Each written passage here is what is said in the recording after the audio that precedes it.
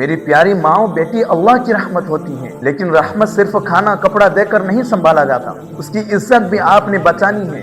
بیٹی کس کے پاس جا رہی ہے، کس سے بات کر رہی ہے، گھر میں کون لوگ آتے ہیں جاتے ہیں، کون اس کے ساتھ کیسے برتاؤ کر رہا ہے، یہ سب دیکھنا ماؤں کا فرض ہے۔ اگر بیٹی کوئی بات بتائے، کوئی ڈر، کوئی شکایت، تو فوراً سنیں، خاموش رہو، لوگ کیا کہیں گے نہ کہیں۔ بیٹی کی بات کو ہلکا مت لو، ظلم گھر کے اندر بھی ہو سکتا ہے۔ میری پیاری بہنوں، اللہ نے تمہیں عزت دی ہے، اور اپنی عزت کی حفاظت کرنا تمہارا حق بھی ہے اور ذمہ داری بھی۔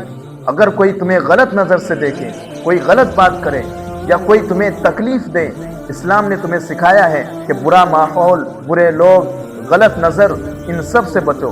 اللہ فرماتا ہے وَلَا تَقْرَبُوا الزِّنَا، زنا کے قریب بھی مت جاؤ، یعنی ایسا کوئی بھی ماحول یا حرکت جو عزت کو نقصان پہنچائے، اس سے فوراً دور ہو جاؤ۔ میں آپ کو ایک سچا واقعہ سناتا ہوں۔ ایک عورت نے مجھے اپنا درد سنایا، کہتی ہے جب میں جوان تھی تو میرا بہنوئی مجھے غلط نظر سے دیکھتا تھا، میں بہت دنوں تک برداشت کرتی رہی، پھر ایک دن میں نے ہمت کر کے کہہ دیا کہ مجھ پر غلط نظر مت ڈالو، لیکن میرے ساتھ الٹا ظلم ہوا۔ گھر والوں نے میری بات نہیں مانی، بلکہ مجھ پر ہی الزام لگا دیا۔ کیا الزام لگایا؟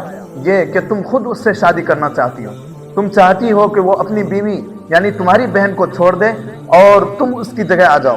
میری ماں تک نے میرا ساتھ نہیں دیا، سب نے مجھے ہی غلط کہا، میں سچ بول کر ظالم بن گئی۔ یہ صرف ایک لڑکی کی کہانی نہیں ہے، ہمارے معاشرے میں بہت سی بیٹیاں یہی ظلم سہتی ہیں۔